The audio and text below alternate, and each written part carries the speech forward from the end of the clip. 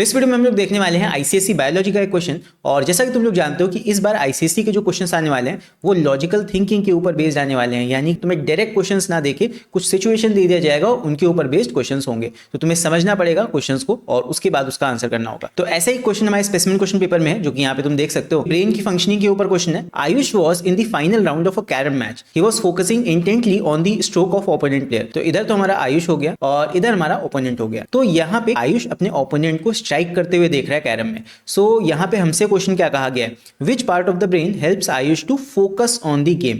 अब गेम पे फोकस करने के लिए कौन सा पार्ट ऑफ ब्रेन लगेगा, और उसके बाद सेकंड पार्ट में हमसे पूछा गया है name the part of the brain that coordinates his muscles while using the striker. तो अब ये क्वेश्चन करने के लिए हमें यहाँ पे ब्रेन की फंक्शनिंग पता होनी चाहिए। अब कुल मिला के देखा जाए तो ब्रेन के 3 पार्ट्स होते हैं। मैं यहाँ पे रीजन्स की बात नहीं कर रहा हूँ, यहाँ पे हम पार्ट्स ऑफ ब्रेन की बात कर रहे हैं। तो जो सबसे बड़ा ब्रेन का पार्ट होता है दैट इज सेरिब्रम। सेरिब्रम तुम्हारा ये टोटल जितना तुमको पूरा एरिया दिख रहा है ये कंप्लीट सेरिब्रम है। फिर उसके बाद सेकंड नंबर पे जो सेरिबेलम है ये ब्रेन का नीचे का छोटा सा हिस्सा ये है सेरिबेलम। एंड मेडुला ऑब्लोंगाटा ये ट्रायंगुलर शेप का एक ऑर्गन होता है जो स्पाइनल कॉर्ड से कनेक्ट करता है और ब्रेन के एकदम नीचे यहाँ पे होता है। तो this is third part medulla oblongata. यहाँ पे ब्रेन के हर पार्ट का अलग अलग फंक्शन होता है, इनको समझ लेते हैं फिर तुम उस क्वेश्चन का आंसर बहुत आसानी के साथ कर सकते हो।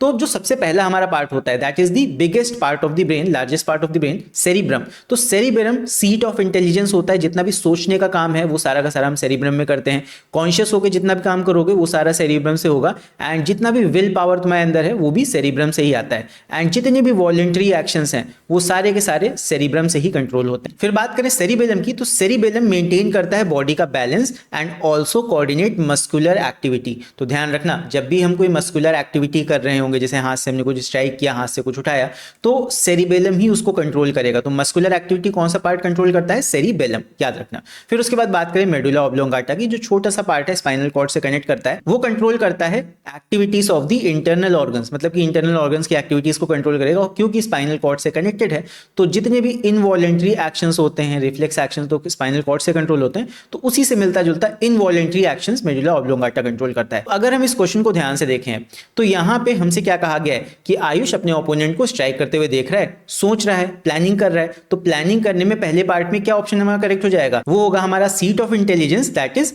सेरिब्रम। तो फर्स्ट पार्ट का आंसर होगा सेरिब्रम, बिकॉज आयुष अब सोच रहा है, प्लान कर रहा है उसकी स्ट्राइक को देख के कि अब उसको आगे कैसे स्ट्राइक करना है। इंटेलिजेंस वाला काम यहाँ पे चल रहा है। फिर उसके बाद बात करें पार्ट बी की, name the part of brain that coordinates his muscles while using the striker. So muscle coordination क्या हो जाएगा, इसका आंसर हमारा हो जाएगा सेरिबेलम। सो आई होप इस वीडियो में काफी कुछ समझ में आया होगा। एंड अभी ब्रेन की फंक्शनिंग के ऊपर कैसा भी क्वेश्चन आ जाए तुम उस क्वेश्चन को आसानी से कर लोगे।